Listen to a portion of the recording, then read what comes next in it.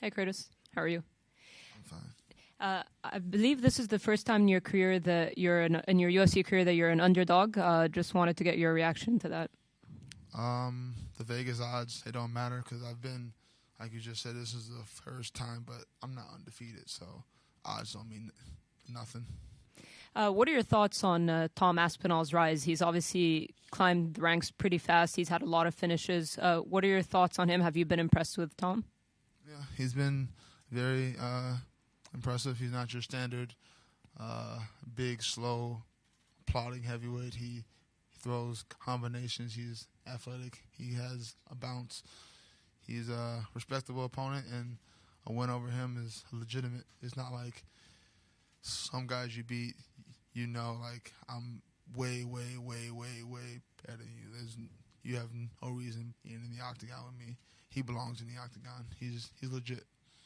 And he's shown off his grappling a lot in his UFC career. Obviously, you're a very strong grappler yourself. What do you make of Tom's grappling? I think he has pretty good grappling, especially for heavyweight. Majority of heavyweights don't have any grappling. So, yeah, I think he knows what he's doing on the ground. Yeah. You had a great performance against Chris Daukaus. How does it feel? You know, we all know you're a very well-rounded fighter, but how does it feel when you get that knockout and you show off your hands? It's always nice to have it early in night because I don't think anyone wants to do an actual full five rounds. So that was good, but that wasn't my first knockout. I think that was the first one a lot of people seen because a lot of people probably don't watch my fights, but I've beaten people on the feet. I've gotten knockdowns against other people on the feet, so it wasn't really a huge shock to me. I'm sure it was to everyone else, though, and they're like, oh, he has hands. I already knew that, so. You've kind of been on the cusp of a title shot for a while, just certain results haven't gone your way. Where do you feel like a win over Tom puts you? I'm going to be honest, a win over Tom puts me waiting for the winner of Gane, and I think we all know that. Like, that's why the UFC set up these fights. Like, we knew this back in February when Tom fought, Tuivasa fought, I fought. They were setting this up 6 months in advance. So, yeah, I'll probably get the winner of that fight, and then the winner of that fight will get a title shot, most likely. How do you see the fight between Gane and Tuivasa playing out? I have no idea. Based off of Tuivasa's performance against Derek Lewis, it takes a lot of punches to knock him out. He's got a great jaw or head or whatever. He doesn't get knocked out easily, so we'll have to see if Gane has knockout power. There's been talk about a potential interim title fight between Jon Jones and Stipe Miocic for a very long time now. Hasn't materialized. I don't care about that. Like, I'm tired of talking about. I don't want. This isn't shade. I don't want you guys to be like, "Oh, Blazers talking shit about Jon Jones." I don't care. I'm tired of hearing about someone who's not officially a heavyweight until he steps on the scale and it says 240 whatever. He's not a heavyweight, so I don't want to discuss it. All right, thank you. Guys, obviously, you're over here in England, and I think a lot has been made of the crowd on Saturday night. Do you have any care in the world? I don't care. Do they know? You should put this in your articles. We can't hear them. I don't know what they can call me a wanker or what. I can't hear you, so I don't care at all. Okay. When you say, you know, you've only really been finished by insanely heavy hitters. Do you think you can lose in other ways, or do you think, oh look, I just got hit by guys who can knock anyone out, and that's why I've lost? Or... I mean, that is facts. That's how I've lost in the past. But I think anyone, if you don't go out there and perform your best, you can be out-pointed or just out decisions. I've seen it happen to my homies. I've watched one specific one that I watched, Corey Sandhagen, when he fought TJ Dillashaw. Like, in my eyes, he won based off the damage, but if we're going by the judge's scoring card, he was giving up his back too much and he lost. So if you go out there and you make mental errors, you can lose. Thank Curtis, hi. Just looking back at the Chris Daukaus fight, I don't think you even attempted a takedown in that fight. You just went straight at him with the hands. Was that a conscious decision that you were going to go out and showcase your striking in that fight? Yes and no. Like, I made a conscious decision I wasn't going to force the takedowns. Like, if he had just dropped his hands and gave me an easy takedown, yes, I'm going to take it. But he didn't give me the easy takedown, and I know I could have forced it, but I didn't want to force. I wanted to get away from forcing anything. That was my issue in the Derek Lewis fight. I beat him that whole first round, and then I forced a takedown attempt early into the second round, and I paid the price. When you force things, they're easier to see, easier to counter. I want it to be organic, so that's how I'm going to be for the rest of my career. I learned a lesson in that Derek Lewis fight. I don't like to lose the same way over and over, so I'm not going to make that mistake again and be overly just not being patient and letting things happen organically. Do you think Tom will give you an easy takedown in this fight, or the opportunity for an easy takedown? Maybe not in the first 2 rounds. That's why you have to. You do have to strike. You have to make it organic. The best takedowns happen within the exchanges. So 1, 2, 3, slip, 1, and then shoot, or 1, fake the shot, throw some more, fake the shot, throw some more, and then go. You can't be predictable because he's too good. Like, I think he's much better than Derek Lewis. I think I should have destroyed Derek Lewis, but I messed up, I effed up, and ate a mental error. So I don't want to make any more of those or more mental errors. You mentioned that the Daukaus fight wasn't your first TKO finish, right? You've got a lot of them on your record. But do you think that fight has earned you a lot more respect among the fan base because of the way you approached it? Yeah, I can tell people, everyone looks at me like, oh, he's got hands. I've always had these hands.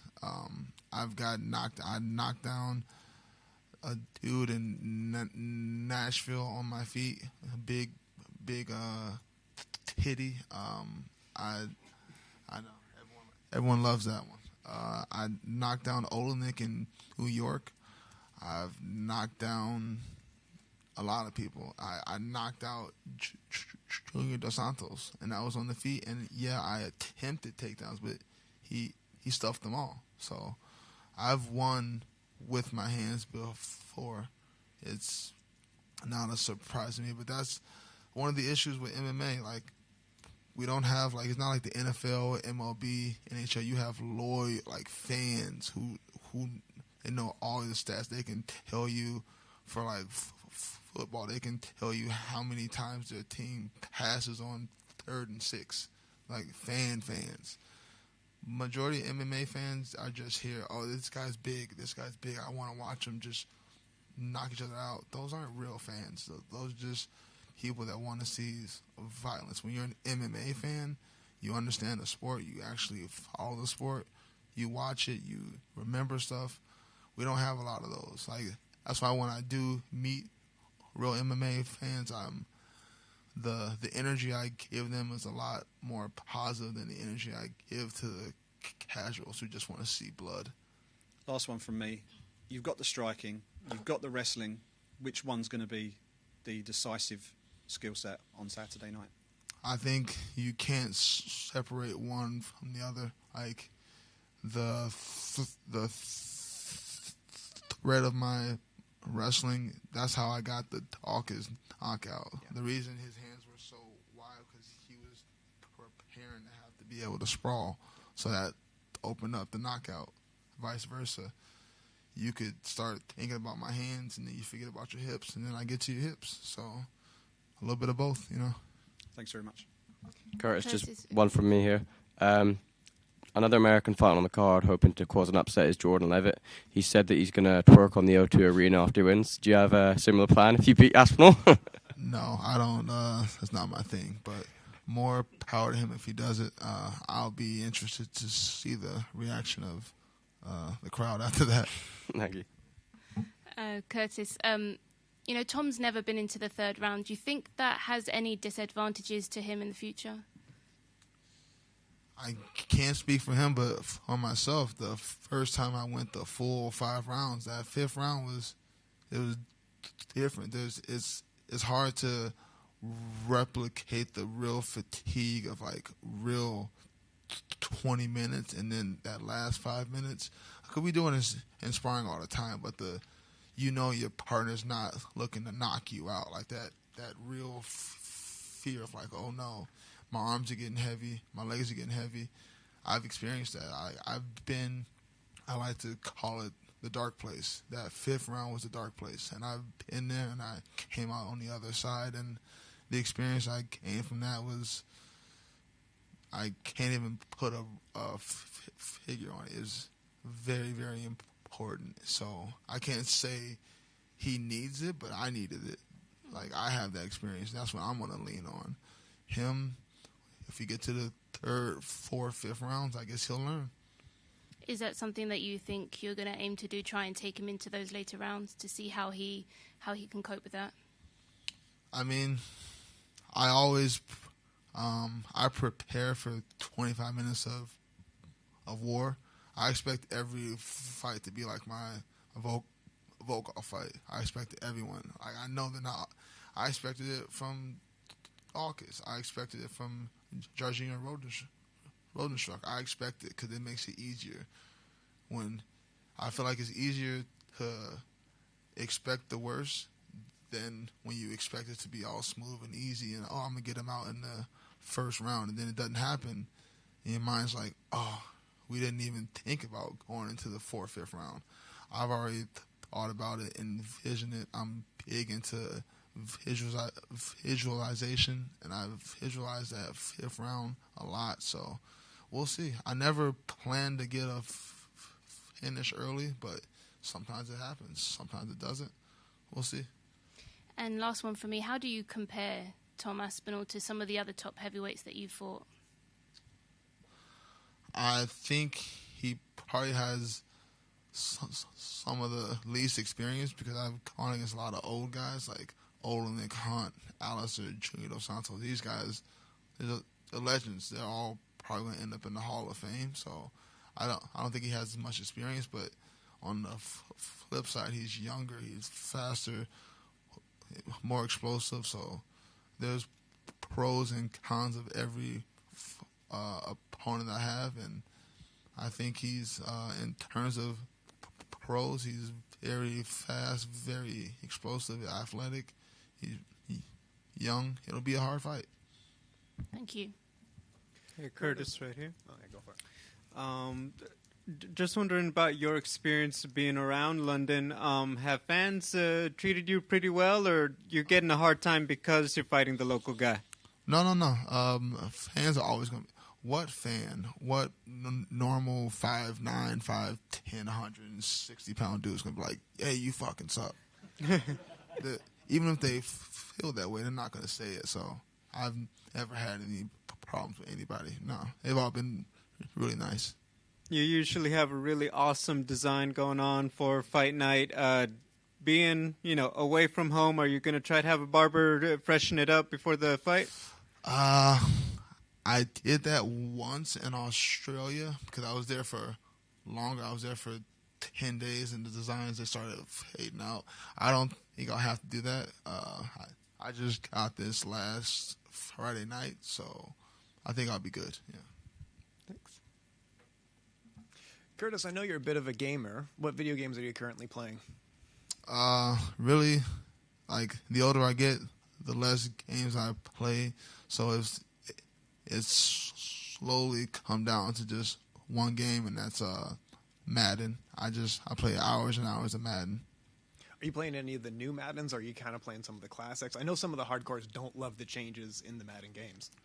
I buy the new Madden every year. It's like a thing. I'm looking forward to buying the new one at the end of September. I've already ordered it, so I get it early. I'll get it in like a month. A month from today, I should have it. Awesome. Thanks, man.